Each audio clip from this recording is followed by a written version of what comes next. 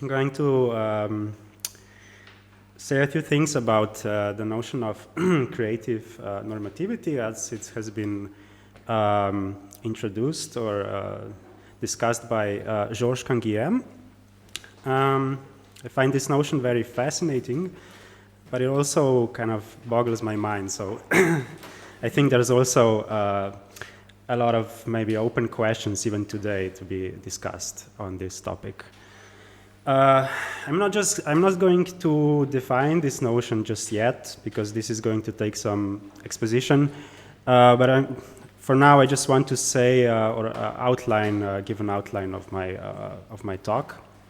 So in the beginning, I'm going to focus on Canguilhem's work, but then I'm also going to say a few things about the philosopher Georges Simondon and some things about recent discussions in enactivism. And I'm going to do this because I think that the latter two positions have a lot to can help us clarify a bit the notion of, or can give us like some conceptual resources to shed some new light on Canguilhem's original idea. So this talk is going to be like a progressive, let's say, fleshing out of this idea. And so I'll try to make it, as I go on, a little bit more concrete and add layers of complexity. But then also, there's another sense in which one can, I think, understand this dialogue that I'm trying to achieve. Mainly, I'm going to focus also on some, let's say, productive tensions especially between Canguilhem and let's say, contemporary enactivist theory.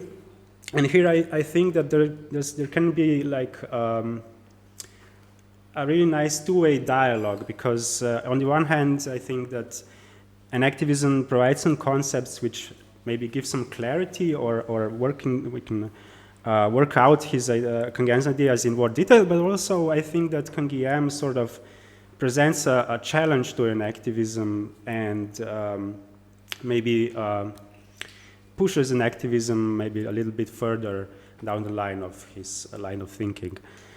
And so at the very end, I'm just going to briefly also say a few things about my own, let's say, modest proposals about how maybe we could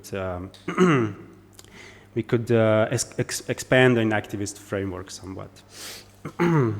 All right, so let's get into it.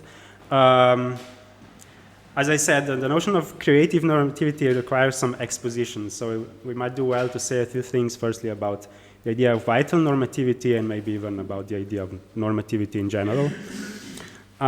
So firstly, well, the way I use the notion of norm quite uncontroversially is like that which specifies what ought to be or what ought to be done. And in this context, I think it's good to distinguish between two types of normativity, so explicit and implicit normativity, as it's usually as they usually understood. So explicit normativity would be the type where one has an explicit, let's say, ideal or rule in mind when one, which one can sort of compare to the states of affairs and adjust accordingly. And then implicit norm might be one where there is no such, let's say, clear idea of an ideal or norm, but there still can be some sort of a normative, let's say, tension that implicitly guides behavior towards some goal. And we might think of this like a good example might be, let's say, affective experience, where the thing that guides your conduct is more of a kind of a tension or a feeling of rightness or wrongness, but you don't necessarily know what ideal or rule you're trying to follow or what goal you're trying to achieve, or at least you're not maybe aware of this clearly. But still, you can see that this sort of affective tension is going to sort of guide you or constrain your behavior, and sort of also allow for correction of behavior, so you can know when when you fail to address this tension with your conduct and adjust your behavior accordingly. So that would be a kind of so implicit norms are going to be the ones that I'm talking about, also because Canguilhem, sort of most of his examples of vital normativity, I think, fit into this category. And maybe we can talk a little, we can address the explicit norms here, maybe later on in the discussion. So also, I should give a disclaimer that I'm going to shift at times between, let's say, more of a kind of a phenomenological description of these implicit norms as they're manifest in human experience, and other times I'm going to sort of talk about how they manifest in other living beings, or how one would recognize such norms when one observes other living beings. And I'm not really going to I mean, this bridging of this gap isn't really the main focus on my talk, so I'm going to sort of maybe indicate one somewhat how one may bridge this gap, but I'm not really going to delve deep into this, and I'm going to make some assumptions that I won't really justify, so just disclaimer to bear with me, and maybe we can return to this issue at the end. Okay, so now it's time to, I can finally say something about vital normative norms in specifically. So as they are understood by Canguilhem, the main idea is like there's no sort of indifference in the realm of the living, the biological realm. All, according to him, like no organism is indifferent to its living conditions. So he also understands that life has a sort of dynamic polarity, or a polarized activity, in the sense that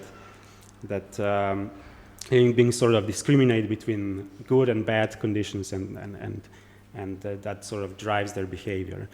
And also he says like that this has implications for how they, let's say, how the environment shows up for them. It's like always has a sort of attractive or repulsive value. But then, well, that would be a kind of a more kind of a phenomenological description of what we're talking about. But we can also give a kind of a description of how one would recognize this in other living beings. And here, I think it's important to note that Canguilhem sort of was himself a trained medical doctor, and his most extensive work on this topic, the normal and the pathological, also sort of mainly deals with this question of how medicine should deal with norms of, let's say, health and pathology in other living beings. So how might a medical doctor recognize how norm and pathology manifest in their patients? And this is to say that he's very concerned about the traditional, more or let's say, objective approaches, which sort of just define normal as a kind of a sort of in a sort of to static sense, in sort of some pre-given constancies or manifest, like, say, characteristics of say, observable characteristics of living beings, or and sort of a statistical approach. But what Canguilhem is arguing here is that, well, when we're dealing with norms of living beings, we really have to pay attention to how the living beings themselves sort of evaluate the environment. So it's always a kind of an individual norm that the organism itself posits. And then one might ask, well, how would we recognize such norms if they are indeed something that the organism itself is positing? And his answer in this, with regards to this, is basically that we can sort of see these norms manifest in certain activities that the organism does. And here he points to, let's say, things like self-construction, or instantiated in like metabolism, self-regulation as a sort of maybe homeostasis and stuff like that, and self-repair as in immune responses or regeneration, healing, and stuff like that. So there's like this idea that there's an inherent dynamic of living beings to sort of approach some desired state or some goal, and why one really has to pay attention to this, the dynamic of this dynamic of living beings, so that one can see this norm sort of manifest. And you can also see that this is a sort of, for him, it's always a sort of self-directed activity. Self-directed actually in two senses, because it's an activity that the organism itself sort of does and guides, but also it's activity that's oriented towards itself. The organism itself is sort of the object of evaluation. So it's a kind of, we can even like give a more formal definition of vital normative for Canguilhem, I think, would be that those are the kind of norms which are in some way inherently like directed towards oneself. It's primarily concerned with maintaining oneself in existence. But there are also, I mean, there's also this aspect of organisms sort of also experiencing their environments and positing like goals with regards to their conduct. And I think Canguilhem sort of maybe doesn't really give a very clear account of how these two aspects are interrelated, but I think we can turn to enactivism may be a great help here, I think, because it sort of nicely clarifies this relation. But anyway, what I really wanted to show here was just like the main outlines of this idea of vital normativity, and also we can note that this is sort of very at least broadly in line related to other accounts from, let's say, especially in activism, or also like people like Jonas, Plesner, Kaufmann, and probably many others. So now I can finally say something about creative norms. So I think Canguilhem's account of vital norms is especially interesting because he makes this twofold distinction between two kinds or modes of vital normativity. So we have conservative. We can define creative normativity in contradistinction to conservative mode. And conservative mode would be the kind where you have a sort of a fixed ideal, or you try to approach a very sort of predefined preferred state, let's say. So in the context of vital normativity, that would mean that the organism, let's say the self that is being maintained remains relatively fixed. The organism tries to maintain the relatively predefined self-identity. And that also would imply that any sort of perturbation is experienced always as a kind of a loss of, let's say, a sort of original order or identity. And the only thing to do when one is perturbed in such a way is to try to return to this original state. So this is in contrast to creative normativity, which is a sort of entails norms that are, or is a way of positing and abiding by norms which has a sort of margin of indeterminacy or plasticity of norms. So it allows for a sort of positing of new norms, of new goals as one goes along.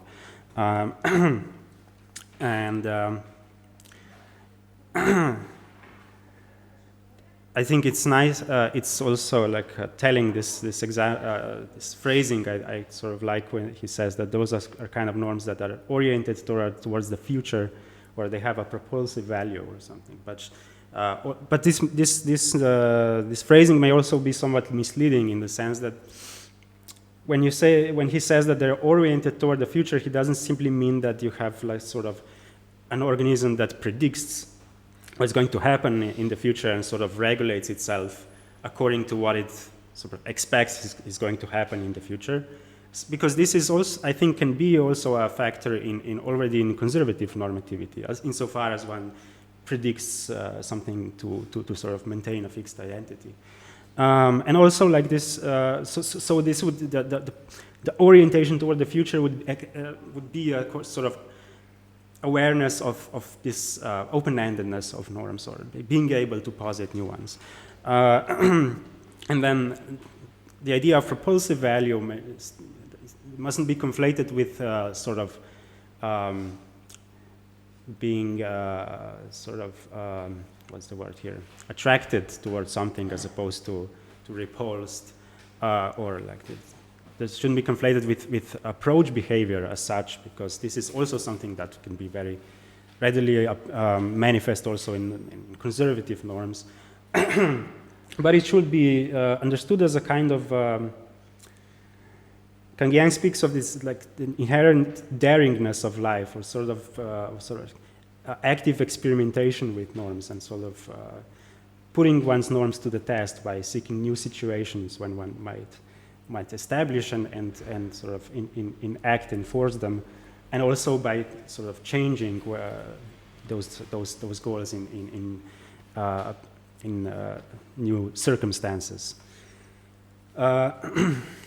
So this would be like, I think it's especially interesting to think of such creativity in the context of vital norms. So what would this even mean here is, well, that the organism sort of redefines, maintains as its own self-identity. And we might see this as, I mean, this can be apparent in more or sort of less drastic or telling examples. I think a good example, although maybe not a very like far-reaching one, would be the example that Canguilhem gives of a mountaineer, so who sort of has to acclimatize himself to high altitudes, and where he sort of achieves this new constancy, like already in his like a kind of a new homeostatic constancy when he's adjusts to new oxygen levels and his body starts to produce more blood cells. So that would be a kind of an explication of what it's so this open-endedness of even vital norms. And also I think it's Canguilhem doesn't explicitly say this, but I think that's also a good example of a kind of propulsive value of such norms, if one considers like what is the mountaineer even doing there in the first place? Like why is he up there? It shouldn't really be his vital milieu. So this is like also encapsulated in this idea that the living beings are sort of driven to explore new territories and adjust themselves accordingly. But one can also point to this in like different, I mean, one can point to very different examples where one might recognize such a thing as creative normativity, maybe even in simple, like, not in sort of very basic organismic processes such as development or growth, when one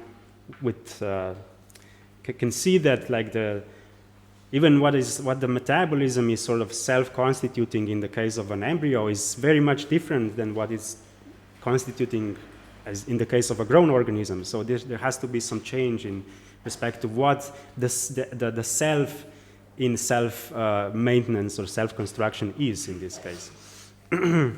But also Canguilhem sort of tries to encapsulate it more, let's say, human phenomena such as exploratory behavior, even creativity, or establishing of new human goals. And here I'd just like to say that, of course, one may sort of say that, excuse me, that these are sort of wildly different phenomena, which all with their own sort of complex specifics. And of course, Canguilhem would probably agree that, I mean, one should, there's also sort of all sorts of specifics to be accounted here. And this probably should also be somewhat left to empirical sciences. But I think there's also a value to have in this sort of more philosophical approach when one tries to discern some commonalities between this sort of phenomena and see whether you can have like recognize some patterns or some main outlines of this idea of creative normativity. So let's just recapitulate what I've just said. So vital normativity is the kind where it's sort of a process of regulating or maintaining oneself in existence. And then creative normativity would be one where you are able to establish new norms or where you actively in the process of establishing new norms. And in a sort of first glance, maybe this would even seem as a kind of an oxymoron or a paradox. Like how would one even think of creative sort of norm positing when it comes to oneself? Intuitively, it would be like self-maintaining would always have a sort of single predefined object that is oneself. But then I think it's interesting with Canguilhem precisely because he tries to remind us or make us think that maybe this is, I mean, a totally consistent idea, just that one has to be sort of grasp how the self in self maintenance or self-construction can change over time. And I think he also points to a myriad of different examples where one may see this kind of dynamics in the living world. In one text, short text, The Machine and the Organism, he even goes so far as to sort of indicate that creative normativity might be a sort of defining feature of life in general. Let me just some water.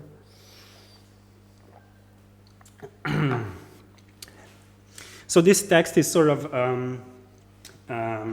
its main topic is sort of trying to discriminate like what would be some defining features of life as opposed to machines, and he gives two sort of slightly separate lines of thought what might be the essential discriminating characteristics of life. One would be the sort of line of argument from self-construction or self-maintenance, and he says that there's no machine that builds machines, or sort of when machines can do all sorts of stuff, but they don't really show any concerns for themselves, for their own structural integrity. And you can see that this is a very like sort of similar line of thinking to enactivism, although enactivism might be more readily concede that maybe we can build such machines. But in this case, maybe we might be even tempted to call such machines living. So in this sense, it's very like a sort of similar line of thinking.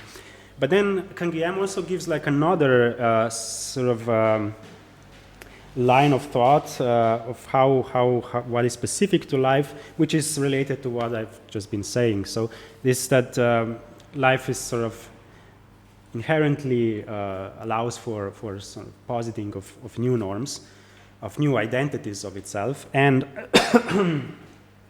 this is in stark context to machines which sort of serve a predefined purpose. And here I think it's very insightful how Canguilhem puts this. It says that a machine is more purposeful than an organism in some sense, precisely because the machine is the thing that really sort of has a single purpose or a predefined purpose that it has to continually function in some way. Whereas the organism maybe has sort of, it's always sort of ambiguous or sort of ambiguous what its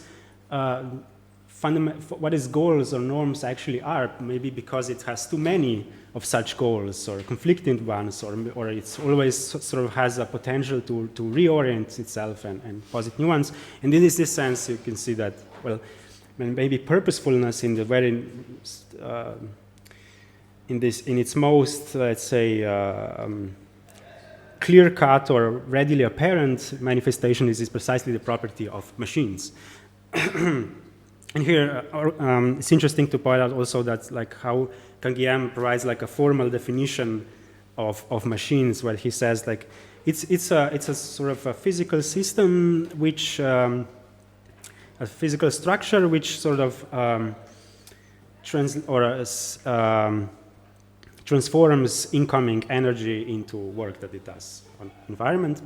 And it's essential to machines that they sort of have to return to their initial state after they've done some work cycle. So you can see this in the case of this seed grinder. Like, once you've rotated it and it's sort of did its job, it has to return to its initial condition. If the wheel were to fall off or something were to change, you would just simply consider this machine to be broken. And in this sense,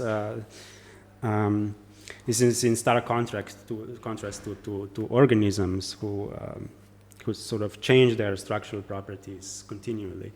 And it's also interesting to point out here that even sort of automata of which Canguilhem is aware, or like the automata proposed by the cyberneticians of his time, would fall more closely into this machine category than living organisms. One might say, for example, in Canguilhem's example, like, you could even have sort of machines that don't rely on human intervention for the source of their energy, such as the windmill, or even one might have machines that sort of regulate their own behavior or movements, such as in the case of this self-guided torpedo. But in any case, you see that the fundamental feature of all these examples is that they are sort of retaining some general structural characteristics and sort of follow along a sort of predefined norm or goal. Oh, and just one more thing I wanted to say about Canguilhem is that about this text is that well, he presents these two lines of thinking. So the argument from self-constructing and the argument from, like, say, positing for goals as a sort of more or less two separate lines of thinking. Although I think his work in general might give us reason to consider that maybe these two aspects of living beings are actually closely interrelated. And as I will try to argue with reference to this other perspectives that I'm going to point out here, I think this is maybe a very deep point, that it's precisely because organisms self-construct and self-maintain in the way that they do, that they're also able to sort of achieve these drastic sort of self-transformations.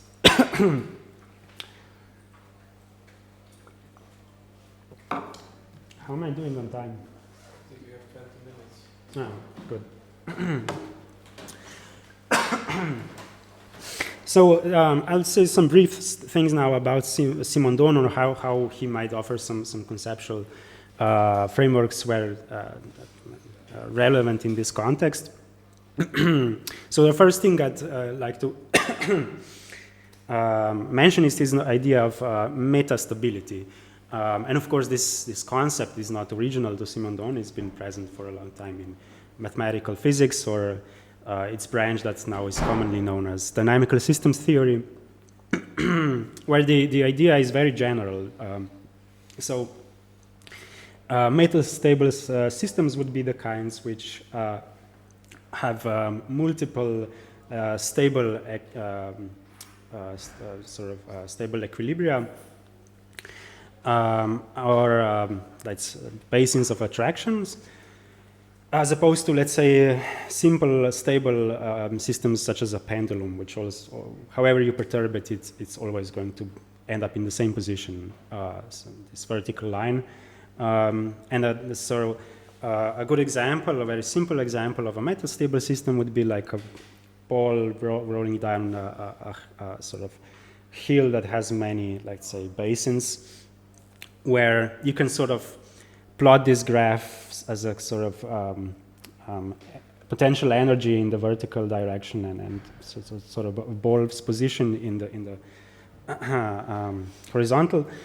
And you can very nicely visualize this idea of metastability. So a metastable state would be the one where it's sort of a locally stable basin of attraction, but there's also a lot of different ones that the system in question might take when you perturb it enough. And usually, I mean, it's also taken that a metastable state would be one which is sort of, it's not that this, let's say, deepest or strongest basin of attraction that the system might take. So in this example, it's very clear what the most stable state of this ball would be. It would be like this on the lowest sort of basin. And this higher basin would be a sort of metastable state for this ball. And so you can see also like defined in terms of like you have maybe a lot of perturbations, which sort of possible perturbations, which sort of push this ball down this lower point. But then to get it back up there, you need a lot of stronger perturbations. There are less sort of possible perturbations that you might. With which you might achieve this return to metastability. That's just some general remarks, and of course, I also have to point out that Simondon here is very aware that organisms aren't like simple, that you can really compare them to like balls rolling down hills, and the crucial difference is, according to Simondon, that organisms, it's sort of actively sort of maintain themselves and pursue goals, and in this sense, it's the internal processes of the organism that are very crucial in defining this attractor landscape of their movement or conduct. And only in this case can we really interpret also this basis of attraction as sort of preferred states of the organism. Well, I should also point out that here maybe one might still find it a bit lacking, like what precisely is about organisms that makes them the active participant, or the special, the thing that is sort of asymmetrically more determinative of the attractor landscape than the environment. Then just going to leave it at that, and maybe say a bit more on this when I get to enactivism, especially because I think I have to hurry up a bit. But the main point is, I think the interesting point about Simondon is, well, organisms in particular actually strive to maintain themselves in a sort of metastable state. They're not stable systems actually, or the most stable, in a certain sense, the most stable state for an organism would be death. So it's actually the preferred preferred state for the organism would be exactly one when it's sort of achieves a metastable state, and where you have as much sort of possible other basins of attraction as possible, so that it allows it to sort of move fluidly from one goal to another. Well, and this, I guess, is also like a very general and vague point that Simondon, of course, flashes out in much more detail. I can't really go into all of these specifics, but I'll just say one more thing about, let's say, a direction that Simondon takes in like specifying this sort of line of thinking further, and that's related to his idea of individuation or self-individuation. So here Simondon says, is again very similar to Canguilhem and enactivism, in the sense that he says that the very defining feature of living beings is that they sort of individuate themselves. So their internal processes are in large part the thing that sort of drives their maintenance of their internal states, and also the thing that sort of distinguishes themselves from the environment. But there's an important nuance to this idea, which is, I think, relevant in this context, and that is that it's not just the organism that does this sort of self-individuation. It's actually important to have in mind what is the specific type of self-individuation when it comes to living beings. And this one can contrast this with, let's say, crystals, which also self-individuate in some sense, according to Simondon. And this is the sense that, well, a crystal, one might say, grows from sort of an initial, let's say, small lumping together of molecules, and this sort of first initial binding of molecules is going to determine the structure of the next phase of how the molecules in the surroundings sort of bind to this initial structure, and this so constructs a new periphery, and then this periphery is going to determine the next cycle of growth and so on. And you can see sort of like this emergent self-constructing even phenomenon. But what is specific to crystals is, Simondon puts this nicely, is that they sort of live only on their periphery, whereas the center sort of dies down or sinks into a level of stability. So where you can see that it's only the periphery which is actually the active part in self-construction, whereas the center doesn't really participate in this process anymore. And you can also see that any sort of perturbation to this, let's say, snowflake is going to have sort of just local effects. It's not going to really, I mean, if you slightly perturb, let's say, the fringe of the snowflake is not just going to reform the entire snowflake. And also when the snowflake is going to grow further, it's just going to have the effects on the subsequent stages of its individuation. And this is sort of, I think, important to keep in mind when talking about organisms, where one might say that it's always the entire organism which is doing the self-individuation. So the organism, let's say, at least in large part, you have all the constituent processes of organisms sort of participate actively and sort of stay in this meta-stable state of allowing for different sort of potential for going in one way or another. And I think Simondon points this out, that it's precisely because these organisms have this sort of character of individuating themselves as a whole, that they also be able to transform themselves as a whole. So in the sense, like, whenever you perturb an organism, this is going to, the effect is going to propagate throughout the entire whole, right? So, and if you perturb it enough, this might achieve a sort of drastic transformation of the entire system.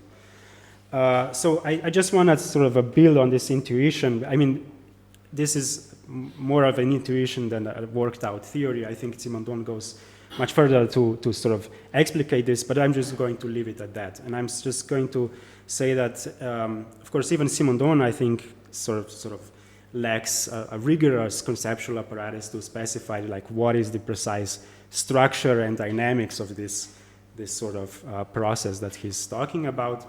And also, I think one can posit an interesting question here is, like, why doesn't every perturbation have the same effect on the organism? You could say that some perturbations are going to have sort of very kind of local effects, or effects that don't significantly transform an organism. And then other kinds of perturbations have really drastic effects on the whole.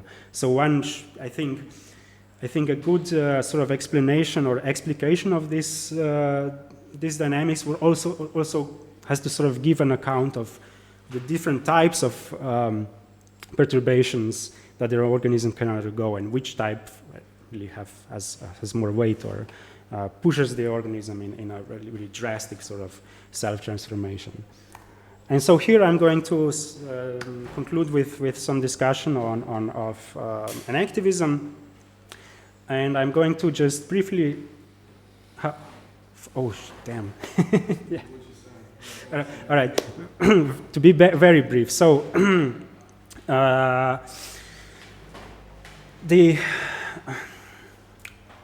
as you probably most of you know, so enactivism provides this conceptual framework for defining how how one might consider like the emergence of norms in the realm of organisms, and the crucial concepts here are autonomy and adaptivity. So the autonomous, I'm not going to say too much about the notion of autonomy, just that we can it's sort of the generally the same idea that we've been seeing with sort of self-maintenance, even self-construction. So the sort of, it indicates some sort of dynamic self-constructive feature of organisms. But I think that the notion, as has been recently argued, the notion of adaptivity is actually crucial in this regard, to sort of specify how this process takes place, sort of filling the gaps in the formal definition of autonomy, especially when it comes to like knowing or describing how an organism might actually know or when it finds itself in a perturbation, or how might it be sensitive to different perturbations and their values, and how the organism might then adjust its behavior accordingly. And so I think that this is a very important step taken by Di Paolo, who introduces this notion into the context of enactivism, and he says like, I think it's, so the important thing about his definition of adaptivity, I think, is that it's a kind of a active monitoring of let's say, its constitutive or its perturbations, but one could also say active monitoring of itself, and sort of being able to discriminate between sort of processes that are viable or conducive to its survival, and processes that are inviable or sort of pose a danger that the organism might disintegrate altogether. And when it also, so that's also to be adaptive, the organism has to then be able to sort of adjust its behavior, adjust its processes of sort of interacting with the environment, sort of regulate its coupling, such that it sort of is able to bring its constituent processes back into the sort of bounds of viability. And so I think there's a crucial problem here if one wants to think about creative normativity in this regard when it comes to enactivism, because, well, I think that usually how this notion is understood is that sort of what counts as a perturbation for the organism is sort of predefined, or at least, and then the only thing to do for the adaptive organism is to sort of try to return to its initial sort of pre-perturbed state, right? And even if maybe I think a lot of enactivist authors try to avoid this conclusion, but at least when it comes to adaptivity, I haven't seen any sort of specification of how one could understand how what counts as a perturbation might be redefined by the organism. So this is, I think, not entailed in the notion of adaptivity, and I think we should sort of consider how one could conceptualize this a little bit more rigorously. How am I doing? 3 minutes, 3 minutes. All right. So I'm sorry, I'm just going to have to skip over some discussion here. I'm the only one who's really sorry. we can maybe have like 5-7 minutes, and then we have 2 questions, maybe, or one afterwards, okay? Better questions. Better Yeah, I actually preferred questions. So yeah. My question, actually. No, but if you need, like, at least you can skip the, but maybe. I think I can work with this. So I was sort of just trying to indicate some very like insightful sort of directions in the recent enactivist literature, which try to sort of address this very issue. But I'm just going to skip this, and I'm just going to skip to narcissistically to my own sort of proposal of how one might think about this. And I sort of introduced, mentioned, defined this concept of meta-adaptivity somewhere in some text of mine. And I sort of try to think about precisely these issues. So meta-adaptivity would be the kind of process, would be a property of a system that one is able to act adaptively under certain conditions. So it's able to sort of monitor its states and sort of address those states adaptively. And two, it's also in certain other conditions is able to modify its sort of what it takes as perturbation, what even it counts as itself or its preferred sort of mode of being. And this definition doesn't really give an exposition of how this is possible, but I've tried to rely on this Ashby schema of adaptivity, which I really can't explain to do justice in a few minutes. But let me just say that, okay, so this is like an explication of how an organism, Ashby's initial idea is like an explication of adaptivity. And adaptivity, one might say, is like, you see this boundary, this is like, in the dot line is the organism, and outside you can say this environment. And so you have sort of three major essential components or aspects, might be better said, of the organism.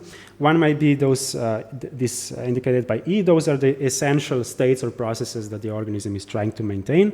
And then you have this R, which is the reactive part, or you could also say a sensory motor aspect, which defines how an organism is going to respond to a certain perturbation or certain stimuli, maybe. A certain stimuli comes from the environment.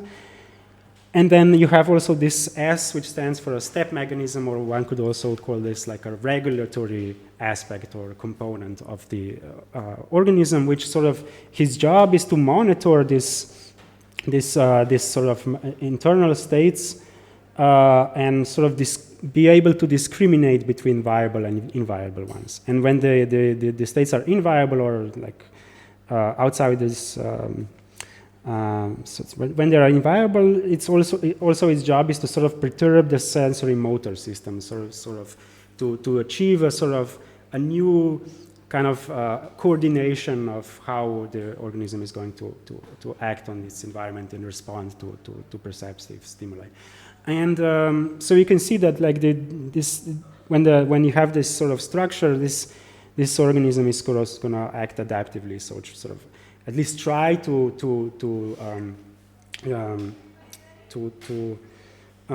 respond to inviable states by sort of adjusting its behavior and trying to solve the problem. And then when we have this sort of a little bit more detailed understanding of adaptivity, I think it's by like relying on Ashby, I think we can also sort of see how one may actually be able to redefine what counts as a perturbation. Namely, if one considers that there's this S component here that actually is monitoring what's going on in the organism and sort of is responsible for sculpting its behavior, then one might also consider that maybe there's some sort of, there's at least some plasticity to this component or aspect, in the sense that this might be how one redefines what even counts as a desired state of oneself. And perturbations to this sort of aspects are going to be those that are most drastic for the transformation of organismic self-identity. That's very briefly stated in a nutshell. So I'm just going to leave it here and open for discussion.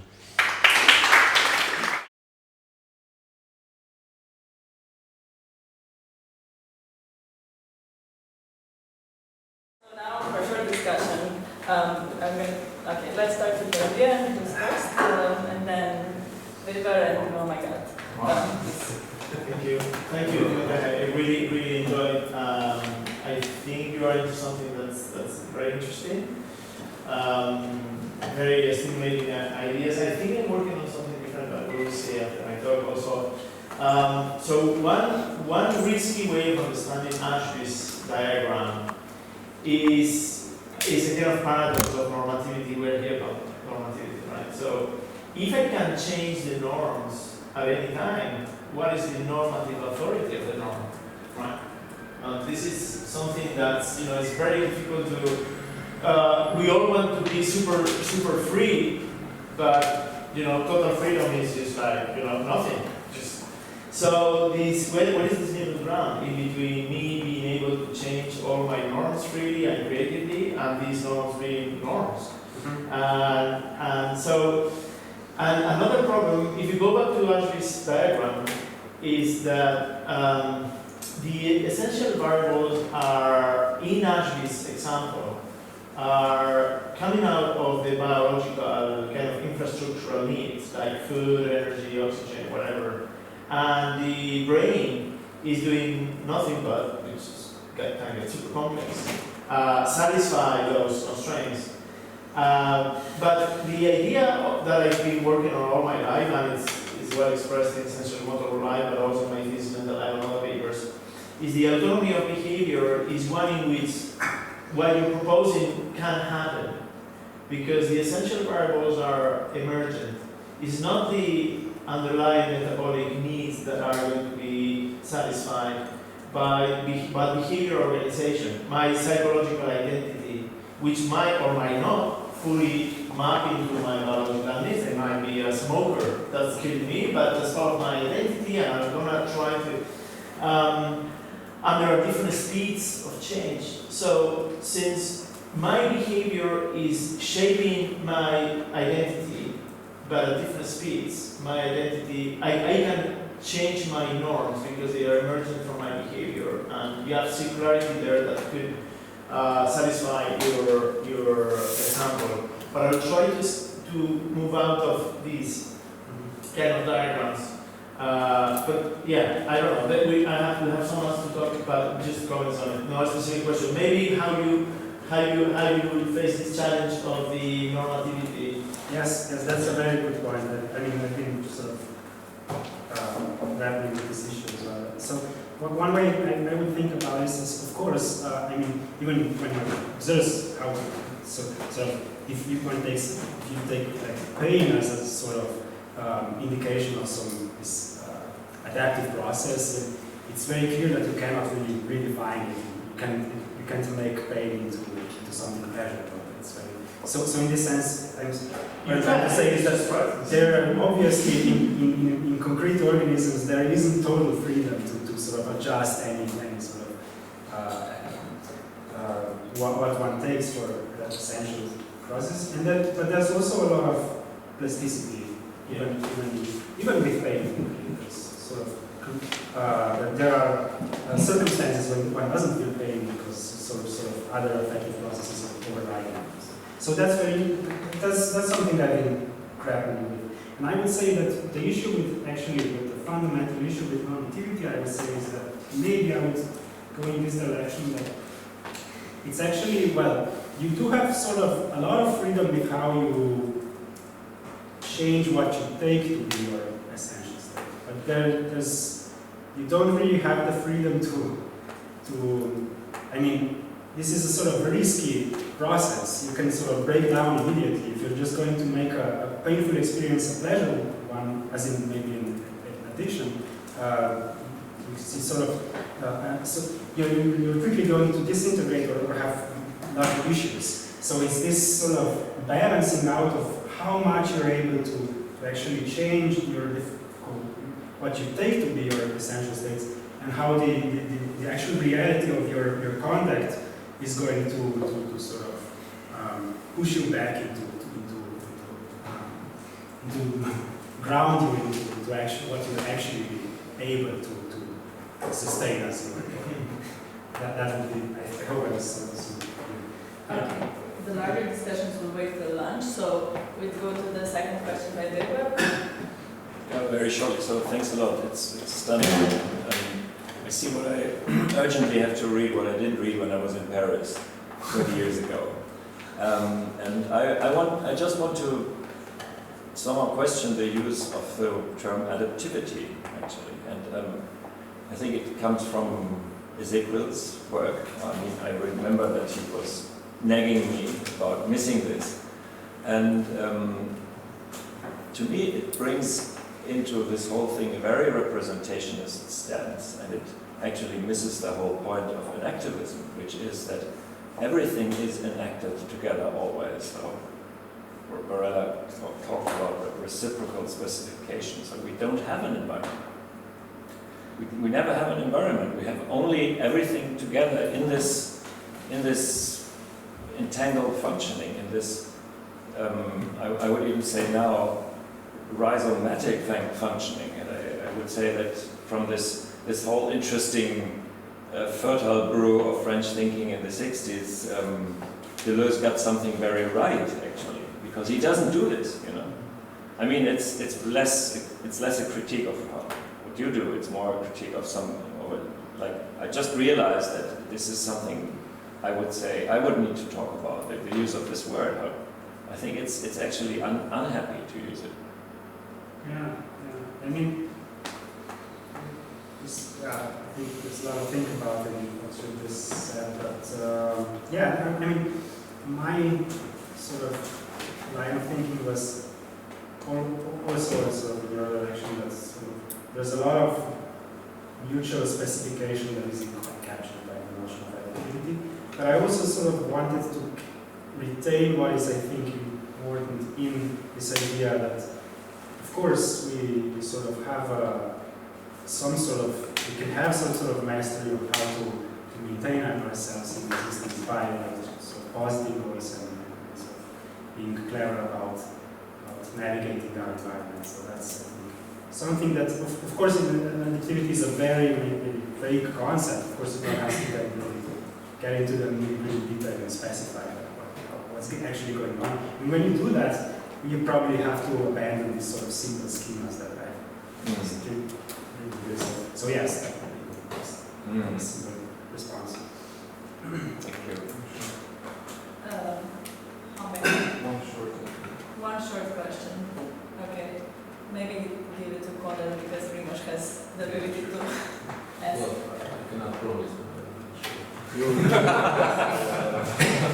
So I want to ask about something else, but referring to the first question, when it comes to norms and normativity, is there a place in your account for more than one organism? In the sense that if we are supposed to talk about norms, then we should have a kind of social life, let's say.